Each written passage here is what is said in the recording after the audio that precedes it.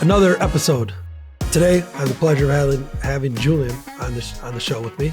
And Julian Chavolla. Chavolla, man. Chavolla. You got it right. Nice. All right. So, Julian, you're not, I wouldn't say the youngest person on the company, right? But you're more of the younger generation that has come on board with Rosalato, where we've all been around with each other for a long time.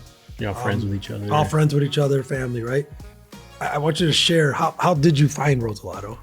I think I was 23, 24. I was just out of college. No clue. No clue at all in my life. I was like, what is going on here? So all of a sudden I seen you.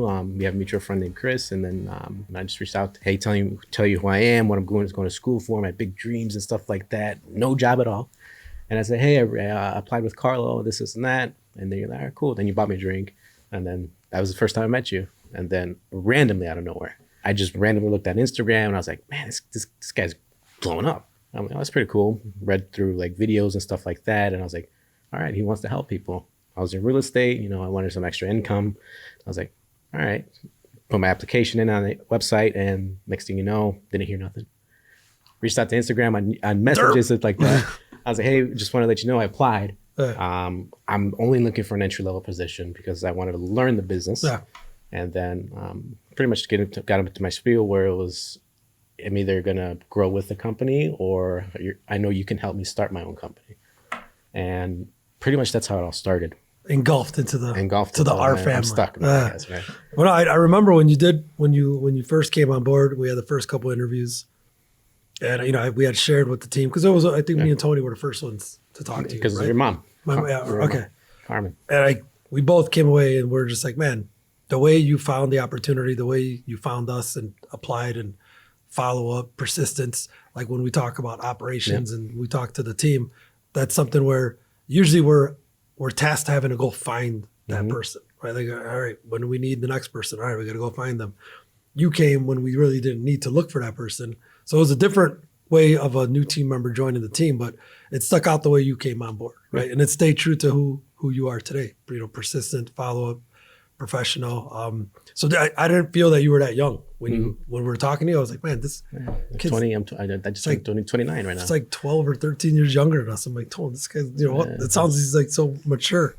But when you came on board, you said it, right? You came from real estate. Yep. So having no industry experience, what was your first impression with not only just Rosalato, but the cleaning industry? Because I want to just, a lot of cleaning business owners that are watching, they're trying to build their team. So like, I want them to take away something on what you felt or how your first impression was, because our audience should be thinking of how to recruit or retain young talent, right? So the biggest thing with me is I had the work ethic. I may sound cocky about it, but I had the work ethic in because my uncle had a landscaping business, worked with him, worked overnight. With real estate, it's all commission. It's all commission, yeah. All commission. So I still worked overnight there. So just to make money. So I had to work ethic there. So that didn't bother me. Getting into a company like that, a lot of people say I'm a diamond in the rough, whatever. I mean, it is hard to find people like that, find it committed, but I think it's it drew me a lot more to Rosalato was the goal, empowering other cleaning companies. And I was like, man, it'd be great to help other people. I was in real estate just to help people. Once I started learning that curve, I was like, man, I enjoy this. But I was like, I just don't feel like I'm making an impact. For me, it's like, I'm renting out apartments, selling homes, making a big purchase for people, but just didn't feel right. Yeah.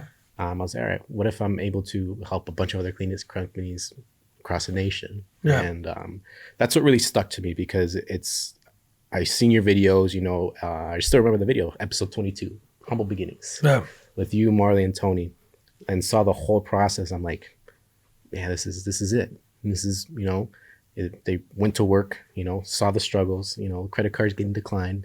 A lot of people like that. Yeah, that happens to me with our company card every once in a while, but it's life. It's life. But I think that's what really drew me. You're honest, real people. You weren't like, all right, you're pretty well known in the industry now, and you still didn't let it get to your head. Tony definitely doesn't let it get to his head. He's just the down to earth guy. Yeah. And I think that's what drew me and kept me there. Yeah. Because then I started seeing myself, all right, I could do this, or I can help them maneuver this. When I'm working with Dom, I was like, all right, Dom has his skill set, I have my skill set. Yeah. And then we just feed off each other. Yep. You know, if he doesn't see something that I see, I point it out to him. If he sees something I don't see, we point it out to each other. So it was like a good mix. So the synergies were good, right? Synergies are good. It's like the yin and yang. Which is important. You got to feel, because like I hear you talking, right? And it's like, you know, it's, again, the business owners or management that are watching should know, yeah, it feels like what made you stick or appreciate was you had, you know, I you think it's you had the understanding. ability to impact the business, even though you were new. Yeah, you right? know, Where that's not always the norm. You know, you come in. I was used to it too before, where it's like, hey, stay in your lane, do your job. You can't, you know, your idea is great, but no, it's not going to happen. And I think the problem with that I'm seeing, you know, dealing with a few business owners and stuff like that, cleaning industry, it's just they're stuck on like, here's a train track I want everybody to follow, and they forget to step back. And that's what I've learned with Dom and you. And she's like, all right, you know, we're on the mission, but then sometimes, all right, let me step back a little bit. And then that's where me and Dom really work well together, because he sees stuff. And I was like, all right, Dom, I see your mission. All right, let me just step back a little bit, see what's going on with everybody. And I'm like, okay. I was like, what about this, Dom? And he's like, yeah, you're right. I was like, I'm not smarter than him. It's just, I just at that moment, I just saw something a little bit different, just to open up the mind. And then like, if you have somebody in your organization that not challenges you, because if you look at it as, to me, it's if you look at it as a challenge, I think that's a negative aspect. I'm like, all right, but maybe they're just seeing a different lens of something. And that can be beneficial to somebody who possibly can go up somewhere in your company. They have a different viewpoint. You know, everybody's stuck. Like for you, and I remember when I talked to Dominic, he's like, man, Ricky's, you know, in the beginning, Ricky wouldn't give me the reins. And I was like, you just got to show, like, you got to show. He's like, then he started showing you. And the same concept I used with Dom. Did my work. Showed him. Or I'm showing you. I can't. I was like, here. I was like, here, trust me. Trickle effect. Trust me. And then like there's people that are going to be in there. They're going to go over the top for you, that are going to be ride or die. And then if they may not have the skill set now, you can definitely show them the skill set. It's always be training. Always be training. Skill sets are always learned. So Julian, we'll end with this question, because you actually already, I think, are answering it, but to rephrase it or kind of drive it home for, again, cleaning business owners that are watching, management that's watching, what is it that they should be trying to do when they're first building their operations team? What should they be doing for those first big hires? For the first big hires, of course, like every book will say it, is write down everything that you do. That's what I've learned. I noticed like when me and Dom started training, I was literally writing a little like playbook. Like, hey, what's Dom asking me? All right, what questions do I have so I can possibly show it to somebody else? But writing down every little task that you do in a daily thing, then see what you can push off. What are you actually doing in your day? What can you actually help push off to somebody else? Is there an opportunity for somebody that says, hey, I want a few extra hours, but you see, you know, a little bit of their background, you're opened up to them, they opened up to you, and then you're like, I think I can help this person out. And then you're like, hey, I have this opportunity. I don't know how it's going to go, but I'm growing, and I want you to be a process. You've stuck through it with me. This is what I need done. And then you can take a few things off your list, and you can start growing from there. And I think that's what, like, me and Dom, I was like, I just did it myself. I watched Dom.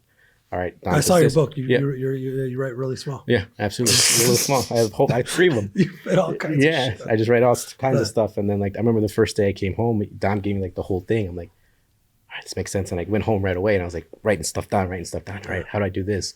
You know, and the biggest thing for me is presenting it. I was like, how Dom teaches me, it's like, all right, Dom taught me. I was like, how can I teach it? Teach somebody else. Because then you're complimenting the process that, you know, that something worked. So I'm going to do it again and replicate. Or was it rinse and repeat? Yep, rinse and repeat. And if you can make it better, make it better. Cool. You know, and stuff like that. Well, Julian, thank you so much, my man. Appreciate it, man. I appreciate you sitting down with me. Absolutely. Until next time, let's get back to work. Absolutely.